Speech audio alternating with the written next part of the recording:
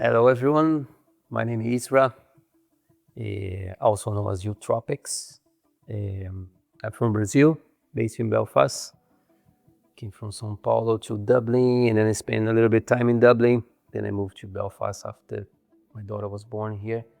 Don't really remember how I started to be a musician or to think as a musician. I just remember that music was always around and was naturally a way to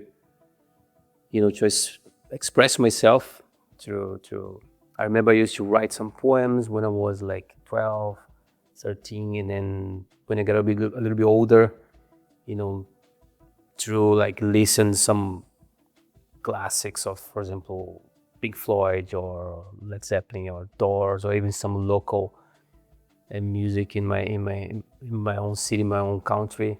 I start to get inspiration to make my own kind of compositions, and then I really wanted to learn guitar, and then I started to learn guitar by myself. So and then naturally just went on, and then I never felt like, okay, I want to be a musician. I knew that that's what I wanted to do. So I started to play music, I think, when I was 17, 16. Tried to learn guitar by myself. um, Yeah, and then I remember I got involved as a bass player in another we group in my city, in the school and all. And then I was more like playing bass in different bands, and then this has been on like until pretty much until now, until I moved to Belfast. I was being more like a bass player for different projects, but during the lockdown, I have the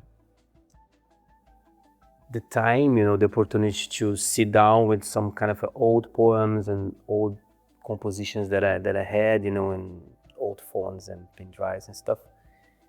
And then I started working the ideas, and then that's where my project Utropiks came to life, and then I got this name blending two words that I really like, which is utopia and tropical.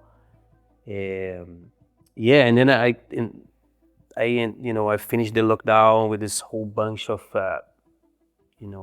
demos, um, and then I tried to put a band together here, but it was kind of hard. But I remember I got this looper pedal, which absolutely changed my mind, my life, because I could almost like be the band by myself, doing the bass lines, and use drum machines as well, in recording, and looping myself.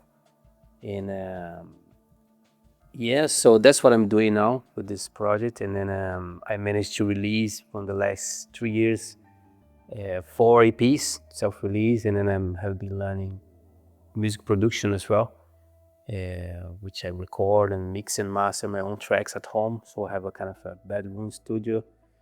So yeah, that's what I'm doing now with this project, and all came from this kind of um,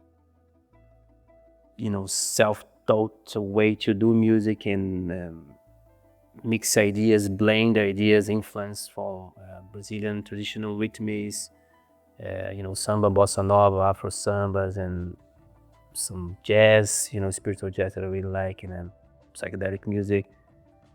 Um, yeah, that's the way I'm doing now. That's me now.